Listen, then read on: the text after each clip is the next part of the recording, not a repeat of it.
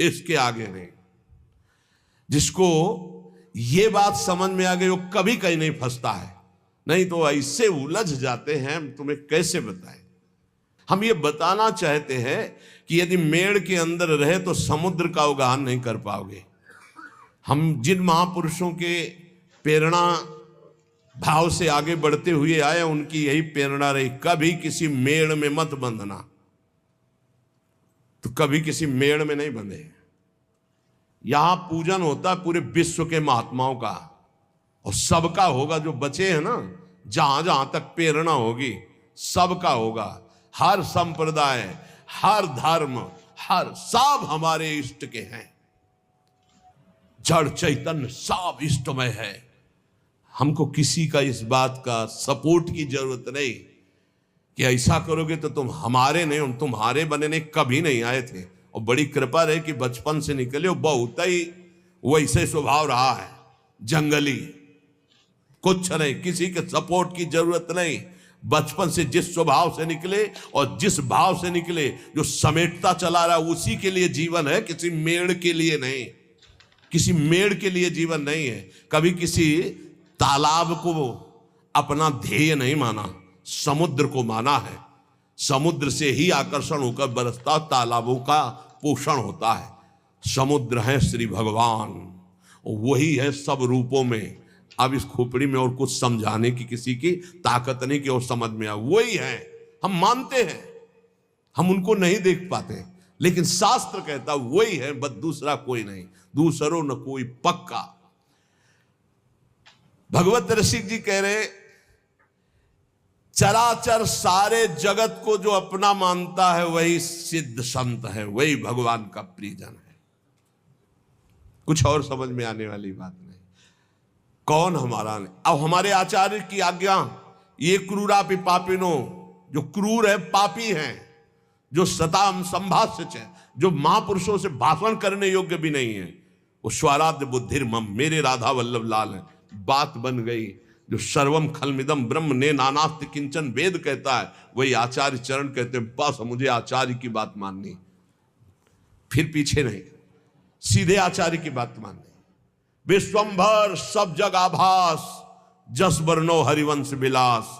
हमारा हरिवंश विलास कैसा है? विश्वंभर सब जग आभास। ये बहुत कृपा हुई, बहुत कृपा हुई जो मेड़ में नहीं बांधा। व्यास नंदन जगत आधार, जग मगत जग जस सब जग बंदनी, जग भय विहंडन, जग शोभा, जग संपदा, जग जीवन, सब जग मंडन, जग मंगल, जग उद्धरण, जग निधि, जगत प्रशंस, चरण शरण सेवक सदा सु, जय जय श्री हरिवंश। ये है स्वरूप। बोलो, ये है स्वरूप। मेड़, दीवाले, लड़ाई झगड़ा, निंदा स्तुति कहां इसमें? नहीं मानना, नहीं मानना। किसी वाद विवाद को नहीं मानना, किसी मेड़ को नहीं मानना। बाढ़ आने दो, सब बह जाएगा, एक ही रहेगा, केवल एक। बाढ़ आने दो, अंदर की बाढ़ आने दो, केवल एक रहेगा, जमुना ही जमुना। जिधर देखो जमुना ही जमुना। बाढ़ आने दो, प्रेम की बाढ़ आने दो। जीव सरिता सावन जलुमगत सन्मुख सिंध सिधारे, जीव नादे मन दिए कुरंगन प्रगट पार धी मारे। ये हमारे आचार्य की वाणी। प्रीति न काहू की कान विचारे, सर्वत्र सम अवस्था में एक परमात्मा विराजमान। किंतु ये मैं मेरी का पोषण करने वाले इस बात को नहीं स्वीकार करते हैं। बहुत विचित्र खेल है, बहुत विचित्र खेल। नहीं समझाया जा सकता किसी को, अपने समझने के लिए केवल है परमार्थ।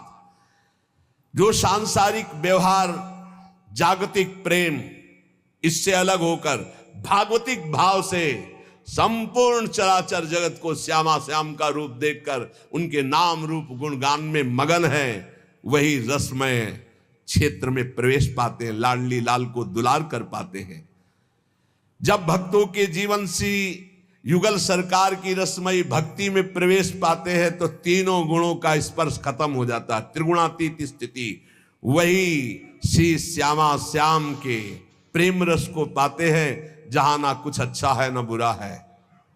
और जैसा श्यामा श्याम सहाते हैं वो सब सहते जाते हैं। प्यार तो तब होता है जब फुटपाथ पे पड़ा और कोई उठाने वाला ना हो, उसे प्यार कहते हैं। उठा के ऊपर रख दिया, सब प्यार करें, उसे प्यार थोड़ी कहते हैं।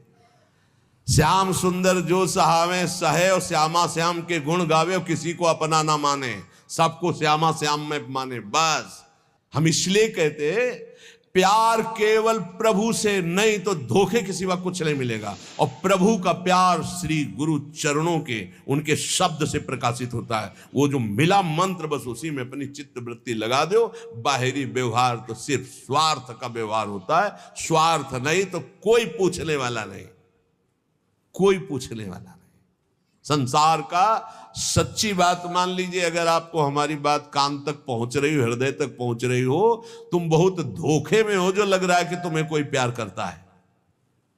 जो पहले प्यार करते थे वो आज भी प्यार करते हैं, वो कल भी करते रहेंगे। उनका नाम है श्यामा श्याम, उनका नाम है केवल श्यामा श्याम। जब कोई नहीं मिला था तब भी वो थे। ध्यान देना, हम इसीलिए जब घर से निकाला था तो कौन था? श्यामा श्याम प्रभु। कदम बढ़ाए थे तो कौन था साथ? प्रभु। जब गुरु से मिलाया तो कौन था? प्रभु। जब गुरु ने उपदेश किया तो कौन थे? प्रभु। वहां से हटा के काशी की यात्रा कराई? प्रभु। काशी में कौन था? प्रभु। काशी से वृंदावन कौन लाया? प्रभु। वृंदावन में हाथ कौन पकड़ा? प्रभु।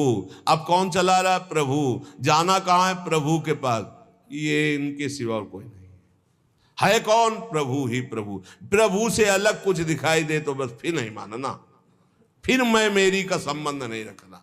बस इसी बात से हटना है, इसी बात को काटना है कि कुछ मेरे पास है, इसको देखकर अगर दुलार किया जाता है तो मैं उसे प्यार नहीं मानता। जो मेरे को प्यार करता है वो केवल सदगुरु और इष्ट है, बस। सदगुरु और इष्ट, बस, इसके अलावा नहीं। वो सदगुरु तत्व, गुरुदेव ने जो नाम दिया, मंत्र दिया, बस उसी को पकड़ लो। व्यवहार को मत पकड़ना। व्यवहार में फिर मैं मेरी तय तेरी का प्रवेश हो जाएगा। दूसरों को परमार्थ उपदेश करने का अधिकार उसी का है जो स्वयं परमार्थ का पथिक है। जो बोले वही आचरण में होना चाहिए, वही मन में होना चाहिए। वचन, मन, आचरण एक होने चाहिए, तभी उपदेश सार्थक माना जाता है। जो स्वयं परमार्थ की बातें करता है और विषय भोगों में रति है, रुपया में रति है, मान प्रतिष्ठा में रति, भगवत ऋषि जी महाराज कहते हैं चाहे कोई भी हो, इनसे हमारी भगवत सहायता होने वाली। हमने नहीं कह रहे, भगवत ऋषि जी बोल रहे हैं। उनमें पहले बोला है कि जो उपदेश कर रहे हैं और अपने आचरणों को उसी के अनुसार चला रहे हैं, उपदेश के अनुसार, वो जगत पावन करने वाले हैं। चाहे पंडित हो, चाहे संत हो, चाहे महंत हो, चाहे गोसाई हो, चाहे परमहंस हो। सतरत सतरत सा लोकांतार्यति। ए भाई, उपदेश के अनुसार चलो, भगवत उपदेश के। हमारे संत जन, हमारे महंत जन, हमारे पूज्य गोसाई जन, हमारे पूज्य विद्वान जन जगत का सदैव मंगल करते रहे, मंगल करने वाले हैं। ये केवल विषय प्रवचन का या धन लेने का या मान प्रतिष्ठा का नहीं, ये जगत मंगल का विषय है। इसका उपहास न बनाया जाए। आज लक्ष्य को उद्देश्य न रख करके उसका उपहास बनाया जाता है। सच्ची माने वो सब व्याख्या करने से समझ में ही नहीं आएगा। बस इतना समझ लीजिए कि जो उपदेश है और को सो नहीं माने आप, देखो जगत प्रवीणता ठगे आपको आप। जिनके उपदेश से आचरण न मिलते हो, जिनका मन और हो, उपदेश और हो, आचरण और हो, तो दूरी बना के रखना चाहिए। राधा वल्लभ श्री हरिवंश। खूब भजन करो, संग करो, तो मनस से कम, वचस से कम। जिनका मन वही, वचन वही, चरित्र वही, तो बात बनेगा, नहीं तो नहीं बनेगी। बोले ये दूसरों से धन ऐंठना, मान प्रतिष्ठा, ये भगवत सहायता क्या कर सकते हैं कि हमारी को भगवत प्राप्ति करा दे? नहीं भाई, नहीं। सदाचार का पालन और मन को निरंतर भजन में लगाते हुए जो उपदेश उसके अनुसार स्वयं आचरण में, नहीं तो बहुत लज्जा का विषय होता है।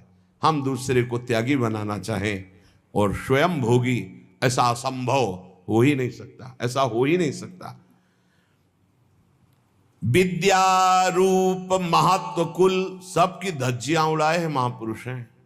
जैसे ऊपर में वर्णन किया, अब नीचे कह रहे विद्या, आज उनका पूजन है इसीलिए उनकी वाणी वैसे प्राय होती ही रहती है।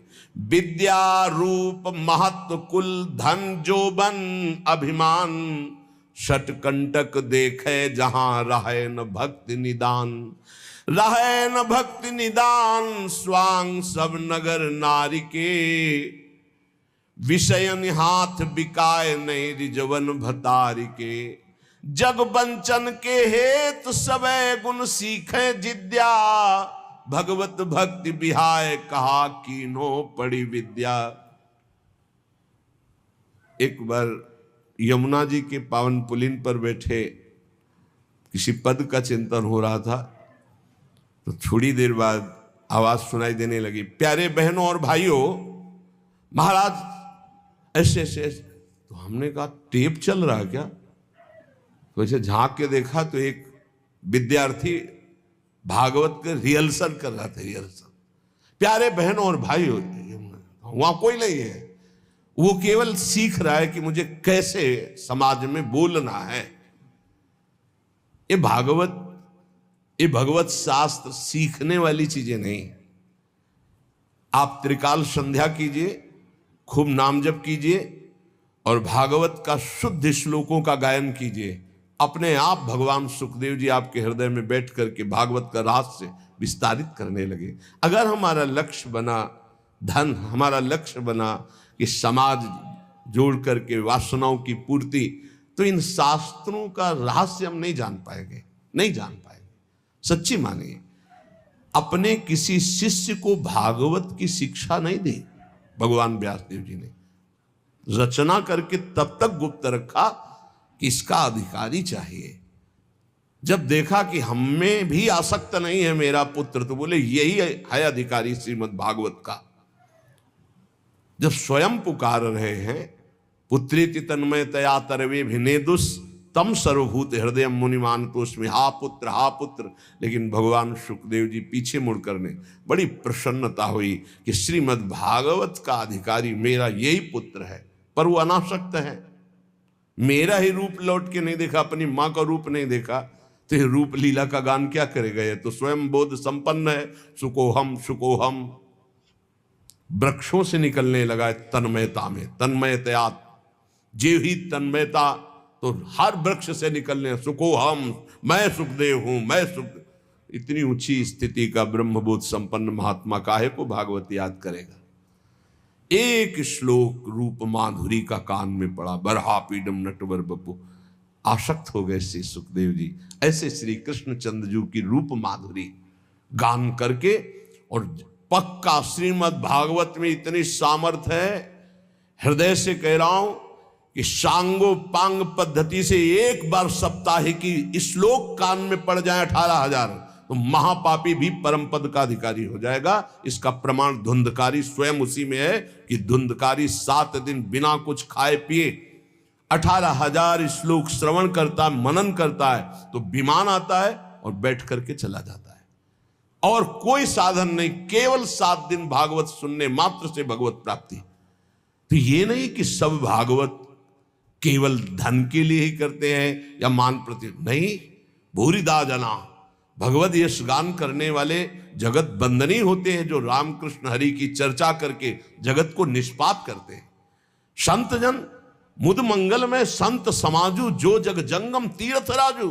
ये चलते फिरते तीर्थ हैं, तीर्थराज प्रयाग हैं, तीर्थी कुर्वंत तीर्थान, ये जहां चरण रख दे वहां तीर्थ बन जाए।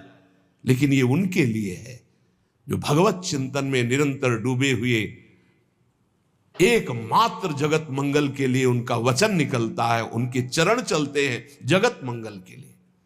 यहां जो निषेध किया जा रहा है उनको, जो नाटकबाजी के लिए भेष धारण करते हैं, पाखंड करते हैं, रुपया पैसा के लिए केवल दंभ करते हैं, उनके लिए उनकी खिंचाई कर रहे हैं भगवत ऋषि की। कोई भी हो, जो महापुरुष संत जन होते हैं उनको किसी की परवाह नहीं होती।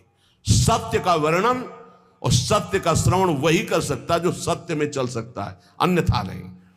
कह रहे ये विद्या का, रूप का, बड़प्पन का, कुल का, धन का, यौवन का अभिमान जिसके अंदर है, ये बड़े बड़े कांटे हैं। बड़ी सुकोमल भक्ति महारानी उसके हृदय में कदम नहीं रखती। एक भी कोई अहंकार हो तो भक्ति नहीं रखती, फिर 6 अहंकार हो तो भक्ति कहां से जागृत हो जाएगी। विद्या का, मैं विद्वान हूं, भक्ति नहीं आएगी। मैं बड़ा रूपवान हूं, भक्ति नहीं आएगी। बड़ा धनवान, यौवन, बड़ा जवान, बलवान, सटकंटक देखे जहां रहे न भक्ति निदान, भक्ति महारानी वहां आ ही नहीं सकती। विद्या आदि पर अहंकार करने वाले व्यक्ति का सारा खेल केवल नट का खेल होता है। जैसे नट प्रदर्शन करके लोगों को रिझाता है, ऐसे ही जैसे नगर नारी कहते हैं वैश्या को, जैसे वैश्या पूरा श्रृंगार करती है सब, तो अपने पति को रिझाने के नहीं, लोगों को फंसाने के लिए, ऐसे ही विषयी मनुष्यों को रिझाकर उनके हाथ से धन आदि, लाभ आदि की आकांक्षा रखने वाले ये भरतार श्री हरि को रिझाने के लिए नहीं करते, ये विषयी पुरुषों को रिझाने के लिए। भगवत रसिक जी कहते हैं ऐसों को कभी श्री हरि की भक्ति प्राप्त नहीं हो सकती। इन सब का अहंकार त्याग करके जो भगवान की शरण में होकर के जगत मंगल के लिए नाम गुण लीला रूप का गायन करता है, वो महान विशुद्ध भक्त होता है। सद्गुरु शब्द सुस्वाति जल, सीप शिष्य ही होए, सकुच मीन टक्कर लगे तब वह मुक्ता होए। बोले सच्चे सदगुरु का शब्द जो है वो मंत्र के समान काम करता है। एक भी शब्द कान में पड़ गया तो परिवर्तन होगा ही होगा। जैसे स्वाति का वर्षा का बूंद चातक पीता है ना तो जीवन बन जाता है, और जब सीप में पड़ता है ना तो वही बूंद मोती बन जाता है, और जब केला में पड़ता है ना तो वही कपूर बन जाता है, और जब सांप के मुख में पड़ता है तो भयंकर विष बन जाता है, वही उसकी विष की वृद्धि करता है। सदगुरु के शब्द तो एक ही हैं पर अधिकारानुसार अलग अलग। अब जब ऐसे लोगों के कान में शब्द पड़ेंगे तो विष की तरह लगेंगे। अपने को बहुत बड़ा समझता है, दूसरों को ऐसे ऐसे। और अगर दैन्य भाव से तो जो कुछ कमियां सब निकाल करके हम अपने को भगवत मार्ग का सच्चा पथिक बनाएं, इसलिए इन संतों का उपदेश है। इसलिए कह रहे एक ही बूंद है, वही सीपी में पड़ा तो मोती बन गया, केले पे पड़ा तो कपूर बन गया, चातक की चोंच में आ गया तो जीवन बन गया उसका, क्योंकि वो उसी से अपनी प्यास बुझाता है। सांप के मुंह में चला गया तो विष बन गया। सदगुरु शब्द सुस्वाति जल, सीप शिष्य ही होए, सकुच मीन टक्कर लगे तब वह मुक्ता होए, तब वह मुक्ता होए। सजाती संगति जैसे, ना तरु तोए को तोए होए नहीं मुक्ता ऐसे। भगवत रसिक अनन्य बधु नव गर्भ धरे उर, सदा सहायक सासु स्वामिया जानो सतगुरु। सच्चे सदगुरु का जब शब्द निकलता है तो मंत्र की तरह काम करता है, बाण की तरह, अमोघ बाण बेध देता है, अंदर की कच्चाई को भस्म करके सच्चा बना देता है। अगर शिष्य के हृदय रूपी सीपी में वो शब्द टिक जाए और वो सकुचा करके अपने सारे दोषों को अंदर जो देख रहा है, धिक्कार है हमारे अंदर ऐसे दोष हैं, इनको मैं त्यागूंगा, गुरु चरणों के बल से मैं निर्विकार बनूंगा। बोले जे ही उसके हृदय में ऐसी बात, तो मानो सकची रूपी मीन का टक्कर लगा तो वो दिव्य मोती बन गया। मोती दिव्य तेजो में प्रियालाल के भाव को प्राप्त हो गया। भाव रूपी मोती, भावोत्सवेन भजताम रस कामधेनु। अगर सजाती साधु संग ना मिले, गुरुदेव की बात पर पूरी श्रद्धा ना हो पावे, तो शब्द शब्द मात्र रह जाता है, अलग प्रभाव दे देता है। वो गए थे सत्संग में, सबको ललकार रहे थे, सबको ललकार। ये गया सांप के मुंह में, सांप के मुंह में विष बन गया और वो विष उगल रहा है। अरे अपने को तो महापुरुष समझते हैं, दूसरे को घासपूस समझते हैं। हमने सुना था प्रवचन में, कुछ रहे और वो बूंद गया। महापुरुषों के वचन हैं, वही वचन श्रद्धालु के हृदय में गए तो भाव रूपी मोती बन गए। वही वचन अश्रद्धालु, ऐसा नहीं है, भगवान सब पर कृपा करते। कभी कभी अश्रद्धालुओं को भी सत्संग मिलता है। खलऊ करें भली पाई सुसंगु और मिटे न मलिन स्वभाव भंगु। चाहे जितना अमृत पियाओ, सांप के मुंह में जाके विषय बनेगा, वो और कुछ नहीं बनेगा। वो सत्संग में बैठे केवल ये सुनते हैं कि कौन सा पॉइंट मिले जिसका हम निगेटिव भाव प्रस्तुत कर सके, वो कौन सा पॉइंट मिले जिससे मेरा जीवन सुधर कर भगवान में लगे, ऐसे भाव वाले नहीं होते। खलऊ करें भली पाई सुसंगु मिटे न मलिन स्वभाव भंगु। भगवत रसिक जी कहते हैं, जब कोई अपने गुरुदेव का अनन्य होता है, बधू जैसा, जैसे बहू नहीं होती, बस पहले के भाव थे, मेरा पति मेरे लिए भगवान है और जिस घर में मैं आई ये मेरे भगवान का मंदिर है, अब इस डेहरी पे ही मेरे प्राण समर्पित है। ये पहले की बधुओं का दृढ़ नियम। बोले ऐसे ही मेरे गुरुदेव मेरे सर्वस्व है, बस ये डेहरी जो इनके चरणारविंद की रेखा से युक्त है, यही मेरे लिए परम धाम है। इनके उपदेश ही सब शास्त्रों का सार है। बस जो पकड़ लिया सो निपट गए, माया से निपट गए। बोले जो ये रसिक अनन्य गुरुदेव के हो जाते हैं, बधू हृदय वाले होते हैं। इनके हृदय में अपने आप गुरुदेव की जो विशुद्ध भाव भई भक्ति है उसका ट्रांसफर हो जाता है, वो अपने आप वहां आधान हो जाता है। सच्चे गुरु का शब्द जाकर उसके हृदय में प्रेम रूपी भाव रूपी गर्भ प्रकाशित कर देता है। यही हृदय में भगवान प्रकाशित हो जाते हैं। बोले जो स्वार्थ रस है, विषय का पोषण करता है, तो नवधा भक्ति का नाटक करता, सच्ची भक्ति उसके हृदय में जागृत नहीं हो पाती। आवत भगवत भक्ति निधि जहां मैं मेरी नाही, पोषत अपनो जान सब बंधे न काहू माही। बंधे न काहू माही श्याम श्यामा गुण गावे, अनिच्छित जग रीति प्रीति रस रीति लड़ावे।